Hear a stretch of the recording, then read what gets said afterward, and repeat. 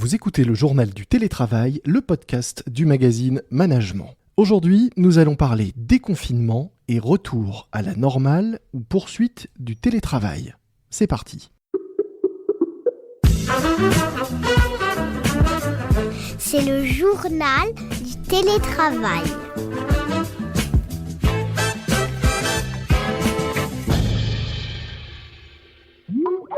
Certains voudraient faire comme si rien ne s'était passé et à partir du 9 juin, retourner au bureau et reprendre leur vie de travail comme auparavant. Mais ça semble difficile, voire impossible, nous dit notamment Patricia Wendling, qui est notre invitée aujourd'hui dans le journal du télétravail de Management. Bonjour Patricia. Bonjour Lomig. Alors vous êtes DRH, auteur notamment du livre Télétravail, mode d'emploi, paru en juillet dernier. Et effectivement, selon vous, ce serait une erreur de vouloir faire comme s'il ne s'était rien passé et attendre la fin de la crise pour reprendre comme avant, c'est ça? C'est tout à fait cela. À faire comme si il ne s'était rien passé, c'est un peu tourner le dos, je dirais, à l'avenir. Il s'est passé quelque chose, on a à en tiré des leçons, Mmh. et dans ces leçons-là, il y a des points qui pourraient nous faire avancer. Pour une entreprise, c'est dire à ses salariés, écoutez, ce qu'on vient de vivre, j'ai bien noté que vous êtes restés productifs, j'ai bien noté qu'au niveau de la qualité de vie, il y a une amélioration, mais en fait, j'en fais peu cas. Et ce qui serait inacceptable. Vis-à-vis des salariés, ce serait une erreur, et vis-à-vis même, je dirais, des talents disponibles sur le marché. Mmh. Les salariés ne comprendraient pas trop, parce que pour la plupart, ils ont plutôt assuré. Il faut rappeler que ce télétravail subi, non préparé, non accompagné, dans des conditions plutôt dégradées, eh bien, ils étaient quand même là. On a pu compter sur eux. Mmh. Et là, demain, ils ne comprendront pas trop pourquoi, alors qu'on peut améliorer les choses, alors qu'on peut prendre la peine, le temps d'y penser, de le co-construire, on leur dit, bah non, circuler, il n'y a rien à voir. Beaucoup vont circuler, mais peut-être plutôt vers la porte de sortie. Donc, ce serait une erreur.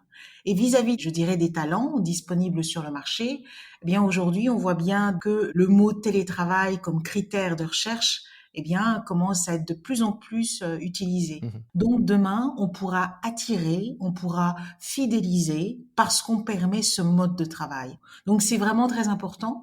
Donc, ne surtout pas faire comme s'il ne s'était rien passé. Alors ma question va peut-être, vous sembler, naïve, mais dans ce podcast, c'est vrai que nous interviewons et nous avons souvent des gens qui sont plutôt pro-télétravail.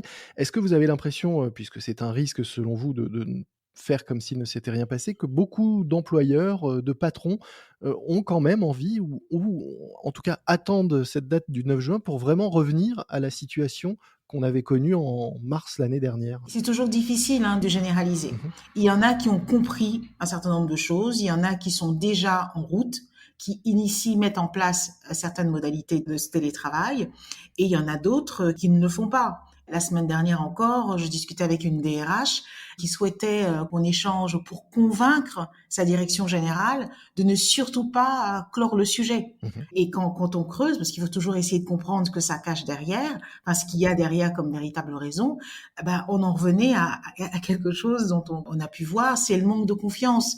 Il dit non, non, non, c'est vraiment non, non, non, non, non, je veux pas, j'ai pas confiance. Moi, finalement, les gens, c'est parce que je les vois que je suis rassurée sur le fait qu'ils travaillent. Non, non, non. Et voilà, c'était ça. Il y en a. Donc, je ne sais pas quelle est la proportion, mais si la tentation est grande de le faire, moi, s'il y en a qui nous écoutent, c'est ne faites surtout pas ça. Mettez en place des retours d'expérience, entendez vos salariés sur ce qu'ils ont vécu, sur ce qu'ils ont apprécié, sur ce qui a manqué, les pratiques managériales peut-être à revoir. Mmh.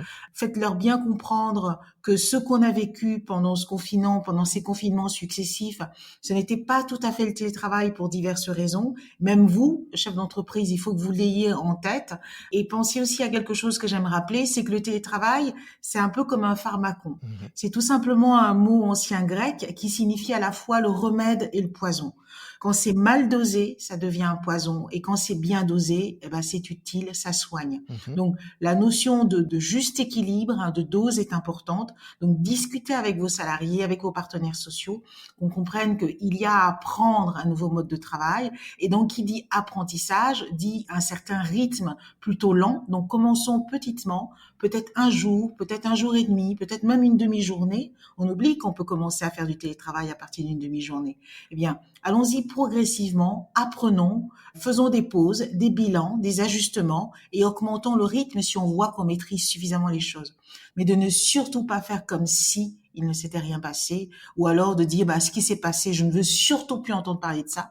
Je ne veux plus de ce télétravail qui nous a rendus malades. On a vu que la machine à café nous a manqué. On a vu que l'isolement, la solitude, c'était un vrai mal. Les gens n'en peuvent plus. Oui, mais est-ce que les gens n'en peuvent plus? C'est de quoi? C'est de la crise sanitaire ou c'est de ce mode de travail? Donc on ne siffle pas la fin de la récré, dès le 10 juin quand on peut retourner au bureau, mais on ne fait pas non plus, l'autruche et on se dit pas qu'on va continuer comme pendant un an. Il faut qu'on remette aussi à plat tout le fonctionnement du télétravail pour entamer peut-être une nouvelle phase de télétravail à partir de cette date. C'est tout à fait cela. Et quand on parlera de ça, on identifiera aussi davantage les formations dont on a besoin. Le télétravail, c'est un vrai changement, c'est un autre mode de travail. Et tout changement s'accompagne, se prépare. On doit former les gens. Aujourd'hui, on est tous appelés à faire des visios, mais tout le monde n'est pas Monsieur Zoom ou Madame GoToMeeting. Il faut apprendre l'utilisation de ces outils digitaux, à télétravailler à domicile ou dans un espace de coworking, parce que demain ce sera une des possibilités aussi. Et ben tout ça s'apprend. Manager tout court s'apprend, manager à distance aussi. Et on n'a pas eu le temps d'apprendre toutes ces choses-là. Et c'est important. Donc ces retours d'expérience, discuter, parler de ce qu'on veut faire, à quel rythme, quelle population, quel métier, etc. Quels outils, quelles bonnes méthodes, quelles bonnes pratiques, quelles mauvaises pratiques aussi, quelles valeurs sont importantes, le droit des connexions, quelle est sa place, la confiance, quelle est sa place dans notre entreprise, l'équilibre de vie privée, vie professionnelle, comment est-ce qu'on sensibilise, comment est-ce qu'on donne les moyens pour que cet équilibre soit recherché et préservé. Tout cela, il faut qu'on en parle. Il ne faut sûrement pas siffler à la fin du match, bien au contraire, il faut rassembler les joueurs, mais pour se parler et fixer un peu les règles du jeu dans son entreprise. C'est tout à fait cela. Alors je le rappelais, vous avez publié, votre guide du télétravail dès, juillet l'année dernière à la sortie du premier confinement. Alors que là, une nouvelle sortie, de cette période très particulière, arrive. Quels sont pour vous vraiment les 3 conseils indispensables si on veut réussir un télétravail durable? Ça dépend à qui je m'adresse, hein. Déjà, dans le livre, j'avais fait l'exercice de m'adresser à la fois aux entreprises, aux salariés, aux managers, parce que chacun est concerné, Mmh. mais pas au même titre. On est concerné parce qu'on fait partie d'une équipe et que la mise en œuvre du télétravail ne pourrait être un succès que si chacun des joueurs, pour en revenir à cette notion d'équipe et de jeu, si chacun fait des choses et que chacun cesse de faire certaines choses. Donc mon conseil aux entreprises, c'est le télétravail se pense et se co-construit. Mmh. Il faut y réfléchir, ne plus attendre une urgence, ne plus attendre les grèves des transports, les mouvements des gilets jaunes ou une autre épidémie pour y réfléchir. Déjà le penser et le co-construire, ne pas le faire tout seul dans son coin, mais grâce au retour d'expérience, grâce à cette expérimentation grandeur nature qu'on a eue, eh bien en parler avec ses salariés, avec ses représentants du personnel quand on en a. Voilà. Mmh.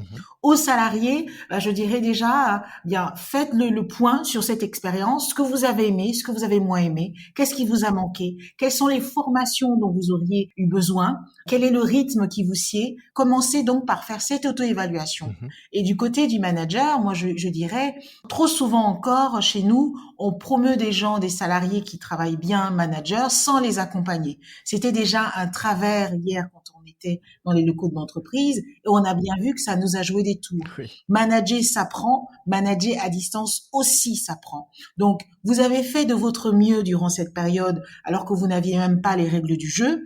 Eh bien, déjà, bravo pour ce que vous avez fait. Quand on va revenir entre guillemets à la normale, eh bien dites que vous avez besoin de formation, besoin d'être formé en tant que manager et besoin d'être formé en tant que manager ayant une partie de son équipe, parce que c'est vraisemblablement comme ça que demain va se passer, une partie de son équipe à distance. Mmh. Voilà. À cette population-là de managers, je dirais bravo déjà pour ce que vous avez fait, mais demain, n'acceptez de continuer que si on vous donne les moyens, si on vous accompagne en vous formant. Et rassurez-nous, tous les conseils qui étaient dans votre livre Télétravail mode d'emploi en juillet dernier restent d'actualité et sont toujours applicables aujourd'hui. Oui, tout à fait. Et c'est une petite fierté en me disant, voilà, ça marche parce que quand je l'ai sorti en juillet, c'était vraiment une proposition, en disant voilà, c'est compliqué, c'est difficile. On va pas regretter que les entreprises n'y aient jamais vu un vrai mode de travail, alors que la loi permet de le faire depuis plus de 15 ans, depuis 2005. Mhm. On va pas aller dans cette analyse-là, mais qu'est-ce qu'on sait faire concrètement pour aider tout ce beau monde? Et c'était une proposition que je posais sur la table. Et c'est avec une certaine joie que je me rends compte que, eh bien, ces conseils-là restent valables, cette méthodologie reste valable. Et si on fait ça, on devrait pouvoir embrasser davantage les plus de ce mode de travail et s'éloigner des moins. Voilà, les risques et les inconvénients qui existent aussi. Merci beaucoup, Patricia Wendling. Je rappelle que vous êtes auteur du livre Télétravail mode d'emploi, paru en juillet dernier et toujours disponible. Nous mettrons dans les notes de cet épisode un lien vers la présentation du livre pour ceux qui souhaiteraient en savoir plus et j'espère se le procurer pour découvrir donc l'intégralité de ces excellents conseils que vous avez bien voulu partager avec nous aujourd'hui. Merci beaucoup. Merci beaucoup, Lemig. Merci. C'est la fin de cet épisode du journal du télétravail de management. N'oubliez pas de nous noter en nous mettant de préférence 5 étoiles sur l'ensemble des plateformes d'écoute dont Apple Podcast. Vous pouvez également vous abonner, vous serez ainsi prévenu de la parution de chaque nouvel épisode de notre podcast. Moi je vous dis à très vite. D'ici là, soyez prudents, respectez les consignes, les gestes barrières, le reste du couvre-feu et bon télétravail à tous. C'est le journal du télétravail.